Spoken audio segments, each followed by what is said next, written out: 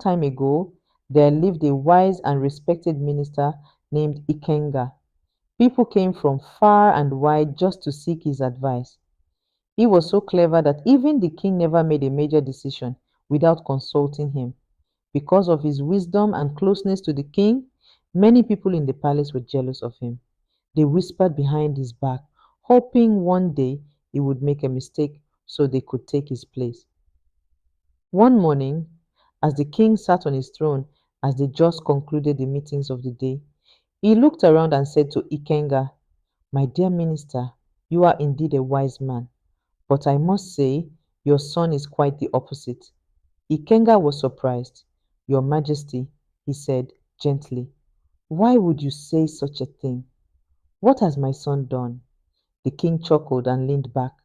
"Every day, your son stands with the villagers when I come to meet them. And each morning I ask him one simple question: which is more valuable, gold or silver?" He continued. "And every time, without fail, your son replies, 'Silver, my king.'" And then the entire court burst into laughter. Surely a child of such a wise man should know better. The people around the king laughed again, some shaking their heads at how foolish the boy seemed. Ikenga felt ashamed. Without a word, he left the palace and returned home. That evening, Ikenga called his son and asked, "My son, tell me honestly, which is more valuable, gold or silver?" The boy looked up and said without hesitation, "Gold, of course." Ikenga frowned. "Then why do you tell the king that silver is more valuable? Do you not know how people laugh at you? Today, even the king mocked you before his entire court." The boy gave a quiet smile and motioned for his father to follow him. Together, they walked into the boy's small room. He bent down, pulled out an old wooden box from beneath his bed, and opened it. Ikenga's eyes widened. The box was full of shiny silver coins, more than 100 of them, neatly stacked and glinting in the lamplight. "Where did all this come from?" Ikenga asked, confused.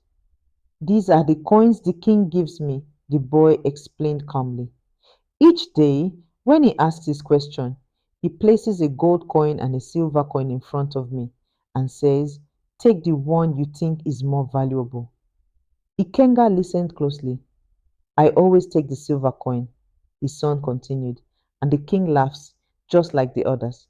But he gives me the silver coin and walks away." "But why not take the gold coin instead?" Ikenga asked. "You'd have much more wealth by now." The boy looked his father in the eyes and said, "Father, the moment I take the gold coin, the game will end. The king will stop asking me that question. He will know I am not as foolish as I pretend to be. And then I will stop receiving silver coins each day." Ikenga stood in silence, thinking about his son's words. "I may get only silver," the boy added, "but I get it every single day, and I save it.